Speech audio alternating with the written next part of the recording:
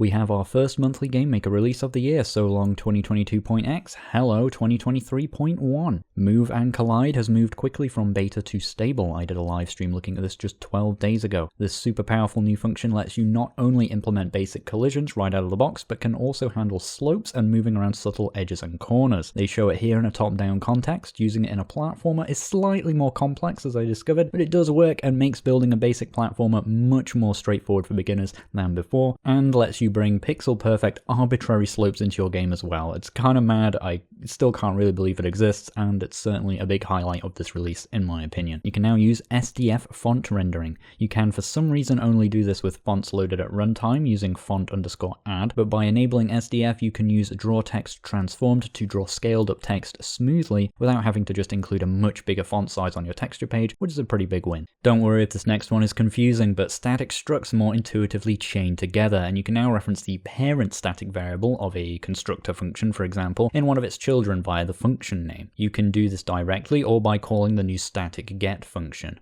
There is also an isInstanceOf function and a static set function. If you don't really know what this means or how it benefits you, don't worry about it. You don't really need to know. I don't say this to be patronizing. I don't use this stuff much myself and I only have a surface level understanding. Statics and this change do have a lot of cool implications for some advanced programming patterns, and if you know what those are, then you already know why this is good. If you don't, you genuinely don't need to know them. But feel free to read the manual page on static variables for an introduction to the concept and to learn how they can be used. Just by themselves, they're quite niche though, so don't feel the pressure to understand this. Just know that it's a good change and makes statics more intuitive and behave a bit more like one would usually expect from other languages. Over in the image editor, selection to brush is back on its own shortcut ctrl+b. So now you can have normal paste behavior on ctrl+v with paste to layer turned on and still have the ability to make new brushes from a selection. I choose to claim total responsibility for this change due to my personal whining about it, so what I'm saying is you're all welcome. Array shuffle now exists. So remember that video I made about shuffling arrays?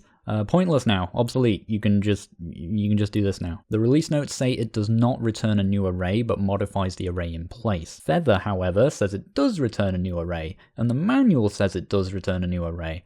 And there is also apparently an ext function that modifies it in place, and it isn't listed in the release notes. And GameMaker, are you okay?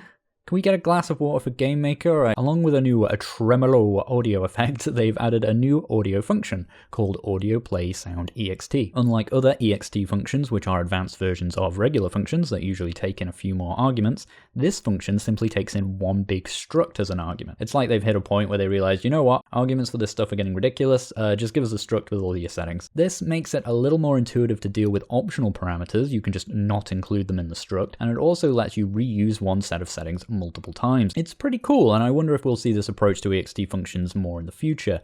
GML gets more and more struct heavy by the day and more JavaScript-esque, so it doesn't seem unlikely. We've seen structs passed into functions like this with instance create depth and layer, and also now audio effect create can take a struct of parameters as well. There's probably other examples. I would certainly try and get used to doing this kind of thing. Don't know what a struct is? I have a really quick video all about them, so you can go check that out if you need to. Texture groups can now include spine, SWF, and separate texture page sprites, and not just stuff that's on texture pages, letting you load and unload them at the same time as texture pages using the relevant texture group functions. There have been project format changes that are somewhat complex. You can read the full details in the release notes, but that hopefully mean there will be less source control issues when new updates come around. Sometimes the order of files listed in your .yy files would kind of shuffle around a bit randomly.